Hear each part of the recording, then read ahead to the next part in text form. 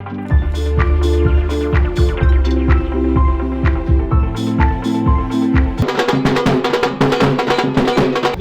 परिवर्तन के बिना आप चाहे मूर्तियां बनाइए, चाहे भवन बनाइए, चाहे मेले लगाइए, नाचिए गाइए, कुछ कीजिए, चाहे जब तक विचार परिवर्तन नहीं होगा बाबा साहब के सपने साकार नहीं हो सकते। गुलामों का कोई उत्सव नहीं होता जब तक हम आज़ाद नहीं होते, वैचारिक रूप से, शैक्षणिक रूप से और राजनीतिक और सामाजिक रूप से, तब तक हम उत्सव मनाने के लायक नहीं है। तो फिर कैसे आज़ादी मिलेगी अनुसूचित जाति के लोगों को? डॉक्टर अंबेडकर व अन्य महापुरुषों ने जो हमें विचार दिए हैं किताबों के जरिए और जो हमें लेक्चर ऑफ स्पीच से मिलते हैं, उनको हमें राजनीतिक पहलुओं में लागू करवाना होगा। ऐसे कानून पारित करवाने होंगे जो हम पर शोषण रोक ले। आप सोचिए, प्रति 16 मिनट में जिस वर्ग पे हर दिन शोषण हो रहा, वो उत्सव कैसे मनाएंगे? तो सर जो कह रहे हैं कि राजनीतिक रूप से मजबूत होना पड़ेगा, 131 दलित सांसद है तो उनसे आप बात करिए। 131 दलित सांसद, आप पार्टी चेक कीजिए वो किस पार्टी की है। विचारधारा पार्टी की काम करती है। आपको क्या लगता है कि कोई भी एक छोटा नेता ऊपर के बड़े नेता के खिलाफ हो जाएगा? वो तो खिलाफ नहीं होगा। किसी भी महान व्यक्ति को अगर ख़त्म करना है तो उसे भगवान का दर्जा दे दीजिए, उसके विचार खत्म हो जाए। बाबा साहब एक बहुत बड़े विचारक थे और बाबा साहब आने वाले समय को समझते थे, इसलिए उनको मूर्तियों में और भवनों में अब कैद करके रखा जाएगा।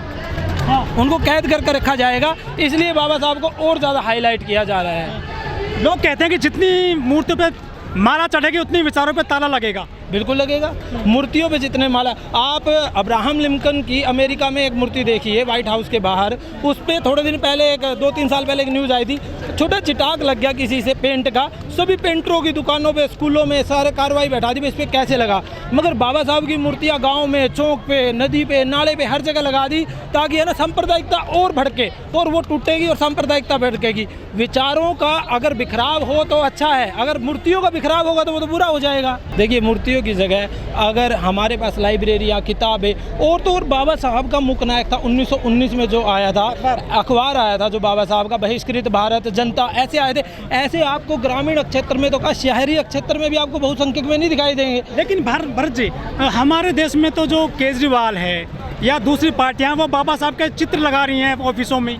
बाबा साहब के चित्र लगाए जा रहे हैं, किनके? भगत सिंह और बाबा साहब के चित्र लगाए जा रहे हैं। अब आप देखिए, भगत सिंह जिस साइमन कमीशन के खिलाफ खड़ा था, बाबा साहब उस साइमन कमीशन का इंतजार कर रहे थे ताकि मैं अपने लोगों के लिए बात कर सकूं। वो क्या कर रहे हैं? और दूसरी बात, जो केजरीवाल है, पंजाब के अंदर आज भी बहुजन मूवमेंट की लहर नहीं है। जब पंजाब के अंदर एक बड़ी पार्टी अपना आगमन नहीं कर सकी तो उसने अपने ही विचारों की दूसरी पार्टी के लिए रास्ता खोल दिया। बहुजन के लिए रास्ता नहीं खोला, अपने विचारों की पार्टियों के लिए रास्ता खोल दिया। उससे हमें क्या फ़ायदा? वो भी यही चाह रहे हैं। भाई, ये लोग तस्वीरों तक सीमित रहे, हमें मंदिरों में नहीं जाने दिया। उन्होंने मंदिर हमारी बस्तियों में बना दिए। तो मंदिरों में जाने चाहिए दलितों को? नहीं, उन्होंने क्या, हमें मंदिरों में नहीं जाने दिया। उन्होंने मंदिर हमारी बस्तियों, मतलब मंदिरों की संख्या इतनी बढ़ा दी, इन्हीं के भगवान बना दो ताकि ये विवाद ना करे। ना तो आने देंगे और इनके जो मंदिर है ये उसी में रहते रहेंगे। ये विचारों से दूर रहे, सिर्फ ये विचारों से दूर रहे।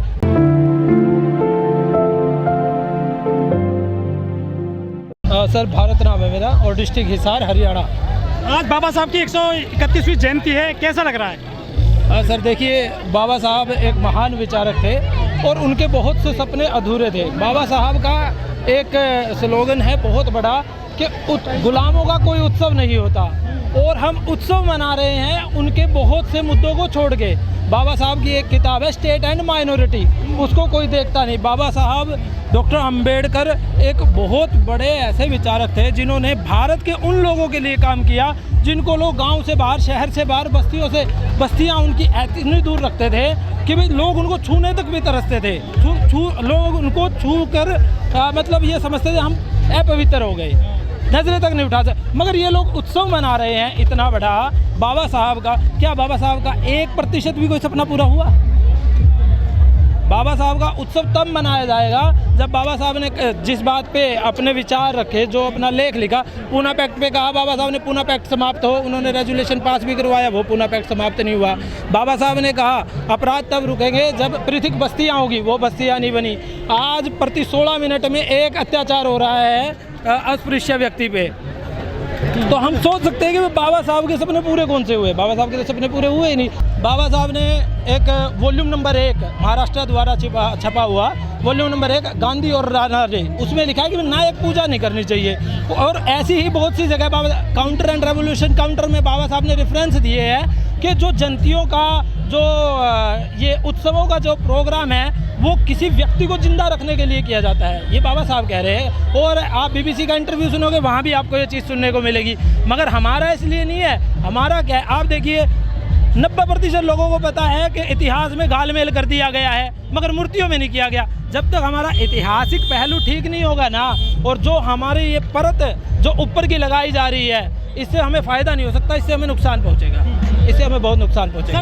देश को आज़ाद हुए करीब 75 साल हो चुके हैं। दलित क्या वाकई में हैं आज़ाद देश में? पहली बात तो भारत के अंदर दलित नहीं है। भारत के अंदर जिस पे प्रताड़ना हो रही है वह थे अछूत, और उनको बाद में नाम मिला अनुसूचित जाति जनजाति वर्ग। दलित शब्द जो है वो प्रयोग के लिए बिल्कुल भी वाजिब नहीं है, वो राजनीति के लिए प्रयोग किया गया था।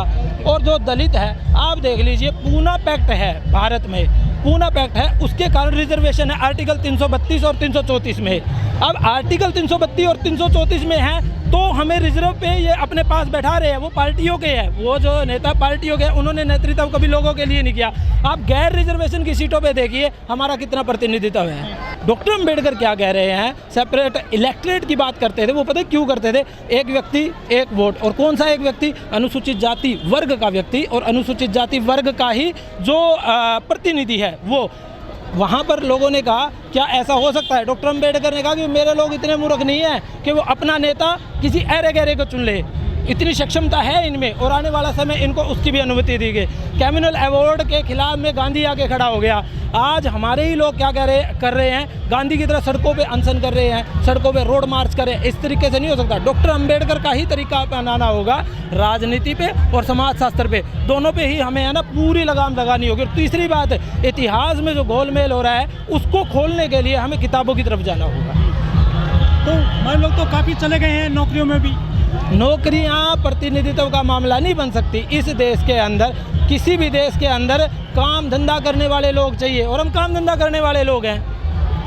आप ऊपर का प्रतिशत मापिए ना, आप ऊपर के जो प्रतिशत है वो स्वर्णों से भरा हुआ है, जो नीचे का प्रतिशत है ना वो तो काम धंधा करने वाले लोग हैं। क्या आप डी ग्रुप को, सी ग्रुप को, इनको आप उसमें देश के उच्च नागरिक में गिनती करते?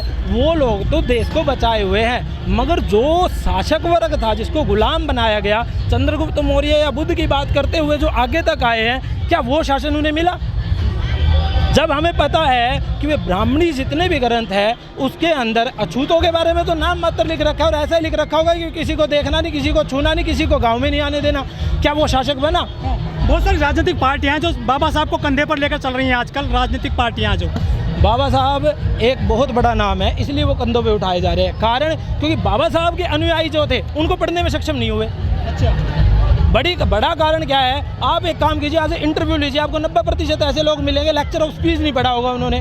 डॉक्टर अंबेडकर ने जो अपने वॉल्यूम तैयार किए, तो दूसरे तो कंधों पे उठाएंगे। इस्तेमाल करना किसको नहीं आता? भारत में इस्तेमाल शुरुआत से होता आ रहा है। उन्हीं के वर्ण के अंदर आखिरी वर्ण जो शूद्र है उसका बड़ा बेहतरीन इस्तेमाल किया है। अगर वो इतनी बड़ी संख्या विद्रोह कर देती, क्या उसका पहला जो वर्ण है, ब्राह्मणी व्यवस्था कहते हैं जी, वो क्या टिक पाता? शासन भी तो चलाना है उन्हें, वो तरीके से चलाते हैं। मेरे एक मित्र ने मुझे बताया था जो यह व्यवस्था है ये क्या करती है, ये अलग अलग प्रकार के जूत मारती है। थोड़ी सी ऊपर की जाती है उसको 2 जूत, उससे थोड़ी नीचे की है उसको 4 जूत, उससे थोड़ी नीचे की उसको 8 जूत। उनको महसूस नहीं होने देती। ऊपर की जाति सोचेगी तुझसे ज़्यादा जूत तो इसने खा रखे हैं नीचे वाले ने, और नीचे की सोचेगी तुझसे। अगर वो बराबर जूत मार दे तो भारत के अंदर फ्रांस की तरह एक क्रांति हो जाएगी।